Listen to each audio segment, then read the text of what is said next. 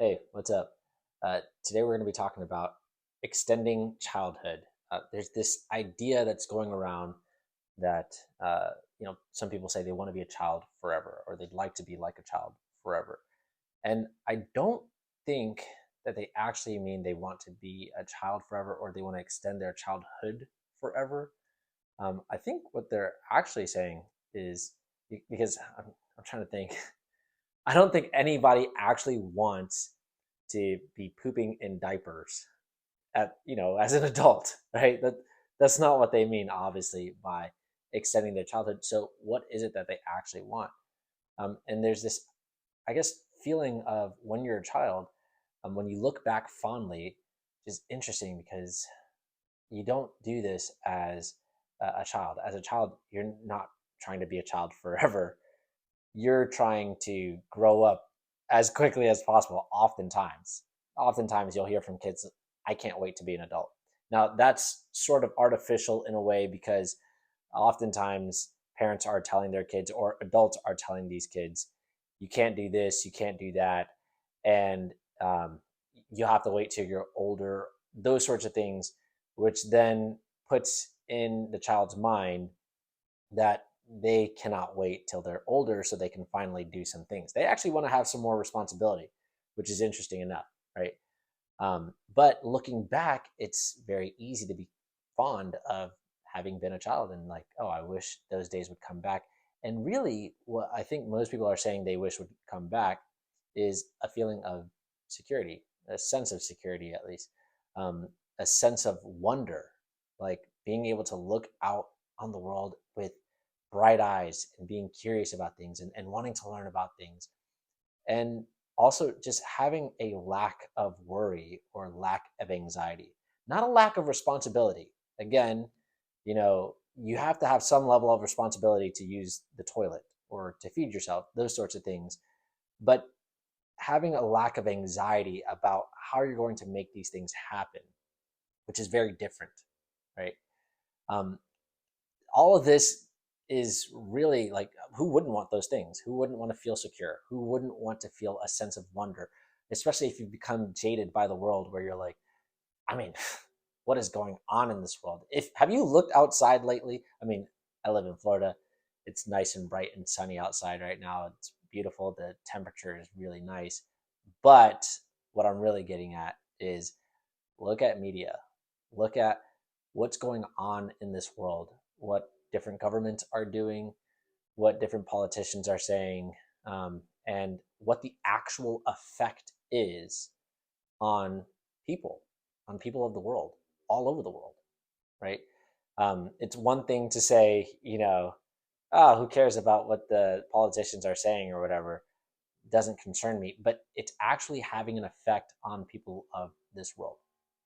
It's actually encouraging people, influencing people, persuading people, however you want to put it, forcing people into conditions that are really not ideal conditions. Nobody would want these conditions. The people themselves don't want these conditions. If you had to switch places with those people, you wouldn't want those conditions. I'm talking about people starving. I'm talking about people being in destitute poverty.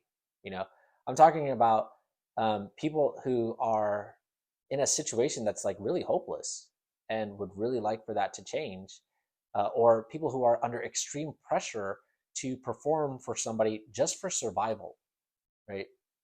And it's getting harder and harder for people out there to survive. And we're seeing it come closer and closer to our doorstep here in what's considered the first world. I've seen a lot of videos of Canadians or young people here in America talking about how, they went to school, they went and got the degrees, they, did all the things that they were supposed to do, and then they ended up having basically a job that doesn't support them, or not even being able to get a good job, or a job that makes them money, or having no skill that's able to provide for them effectively. And they feel like they've been lied to. You look at the housing market, it's very expensive to get into a house these days, if you're just starting out. If you look at, what your dollar can buy, it's way less than it was 20 years ago, right? I remember going into like the convenience store, and I remember for the first time seeing a candy bar or a chocolate that was over $1 and thinking to myself, wow, this is expensive. Why did they raise the price on this? Right. And now I don't think you could find those same chocolate bars or candy bars for less than $1.50 or even $2 in some cases. Right. Um, and that's just candy, right? Something really simple, but that's what I was looking at when I was a child, right? And I can see that same exact thing today. And it's just really obvious that your dollar buys a lot less. You might make more money, but in proportion to what was being made 20 years ago or even more, your spending power is way less, right? Which brings me to the point of this video of extending childhood. And that point is, as much as we would like to have, uh, you know, potentially, let's say, no, no, no, those things that you said were nice, having security, having a sense of wonder, having less anxiety and less worry. But I'm really actually after less responsibility. I'm really after just like being able to play all day and not have to work or worry about. But the problem with that is life goes on. You do get older. Your body does change. The world around us is changing. It is uh, growing, developing. All these different things are happening, and you can't stop that. It doesn't slow down.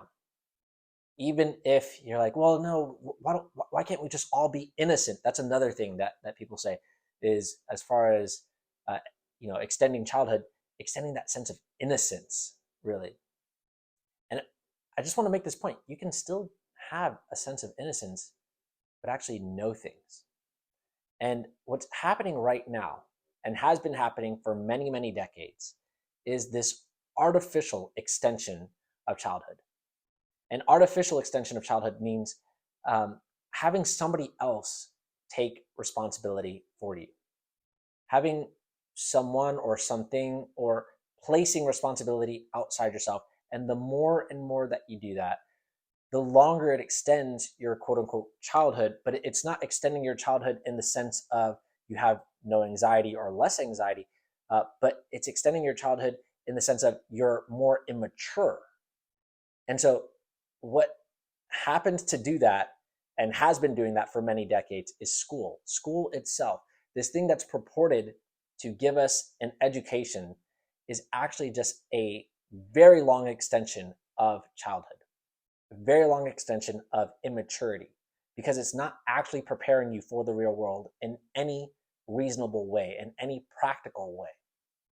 And I've been saying this for a long time, but the whole purpose of school is to make it look like you're learning with teaching you as little as possible. And the evidence of that is, just look at people's education level over the last few decades. It's gone down and down and down and down. And it's been on this trend for quite a while.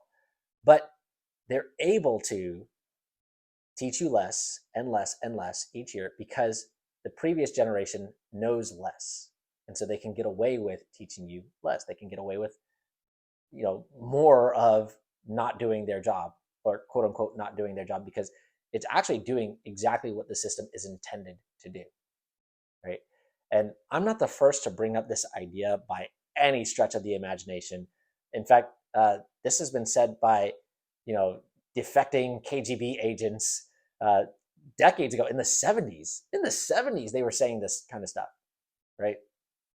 And it's becoming really obvious now, really evident now, right? And so there's been this extension of childhood, or an extension of immaturity, and it keeps happening over and over and over. And it goes all the way the moments that you do not have to take complete responsibility for your livelihood, for your lives, for a family, for all those moments, is just an extension of immaturity.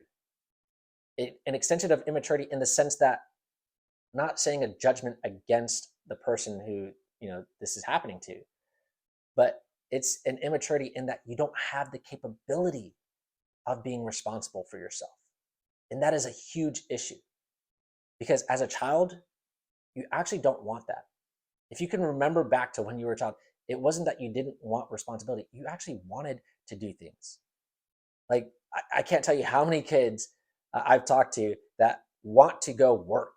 They want to go do something. They want to help around the house. They want to wash dishes or fold laundry or whatever. And maybe it's just for a little short time, right? But oftentimes, it's not that they have a disinterest in doing those things. It's that their parents take it away from them and say, "Ah, oh, let me do this. Ah, oh, no, you're gonna mess it up. No, go play with something else, or you're doing it wrong." Or and it's made into this thing where it's like, or you have to do this, like it's forced on you, that sort of thing. And it's made into this thing where kids just kind of feel like, all right, well, if you don't want me to do this, I have no interest in doing it, right? If you're going to provide other entertainment, lots of other entertainment that's very stimulating, of course, that's what's going to grab their attention, right? I'm talking about screen time, video games, all those sorts of things, right? Then of course that's what's going to grab their attention. And they're never going to have the even drive to want to create things on their own, learn new skills, if you're just going to entertain them to death, right?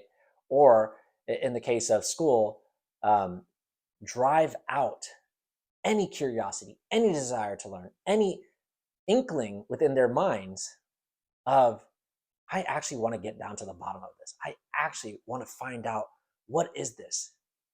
But instead, you're kind of given this artificial knowledge of memorize these facts that you'll never use in your entire life. They have no real meaning in real life at all. Just memorize these things for no other purpose than to get a grade that we score you on and approve or disapprove of you. And we tell you this is going to be so important for your life, for, this is going to go on your permanent record.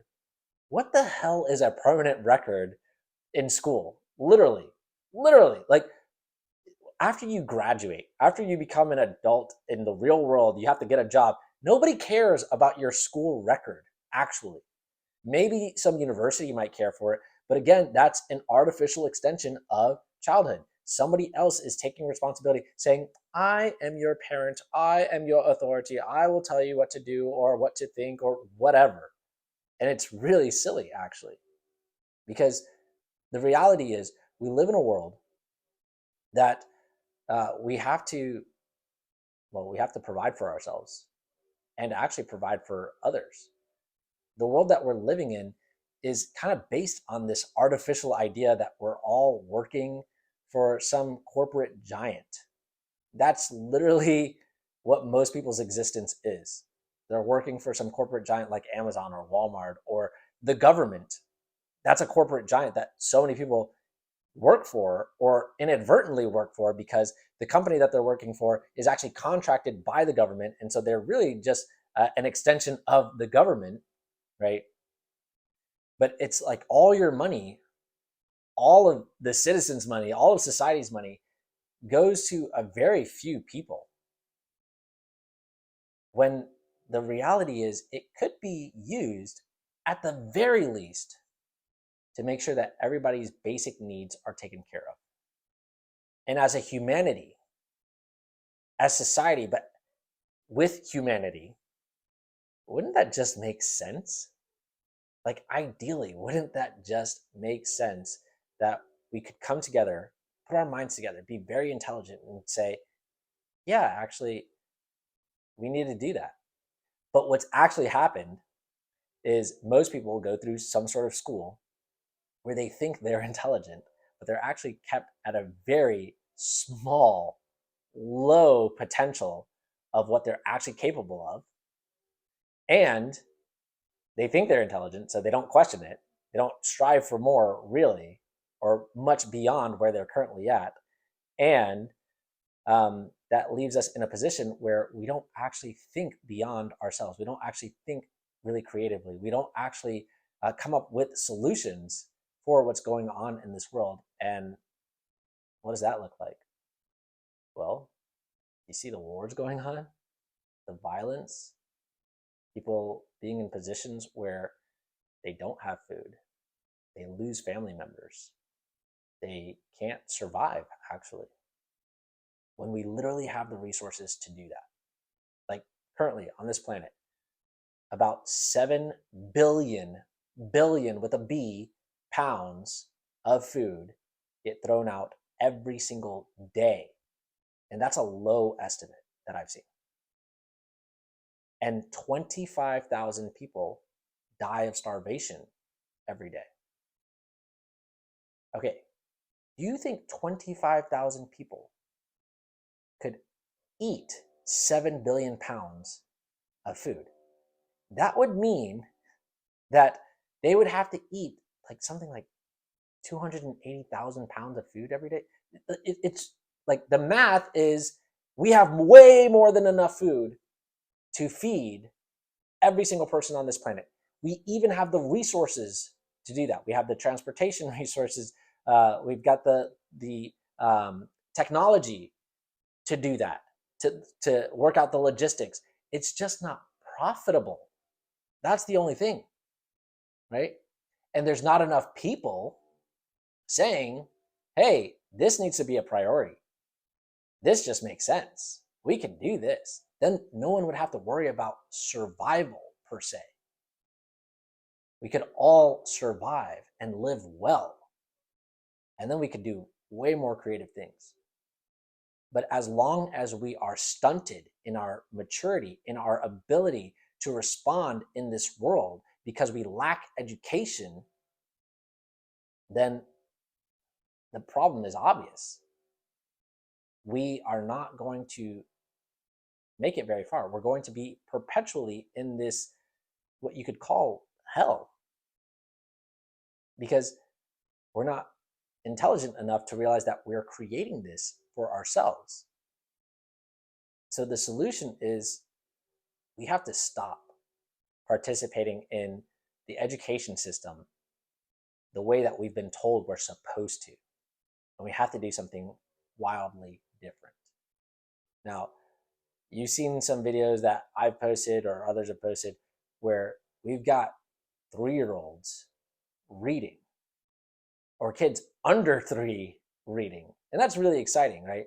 But what's really cool about it is they love learning. No one's forcing them to do these things. They actually love learning, and it can be done naturally, right? At their kids' own like desire, really, their own interest. And you don't have to force it or be frustrated by it or any of that sort of stuff, right? And I'm sharing that because it's completely 180 degrees different than what most people are even aware of when it comes to education. It's not just academic. Hey, my mic cut out here, but let me just wrap up these thoughts for you. Can you imagine what it would be like to not have your childhood extended artificially, where you're left to be immature, but rather to have your childhood, all the fruits of your childhood last into your adult years, maintaining your innocence, having that sense of wonder about the world, still feeling safe and secure in this world, not having that worry and anxiety that plagues so many people. That's what we're talking about. That's what we're doing for the next generation of kids, and we're connecting them with other kids who have that too, and their genius. And imagine what they'll be capable of.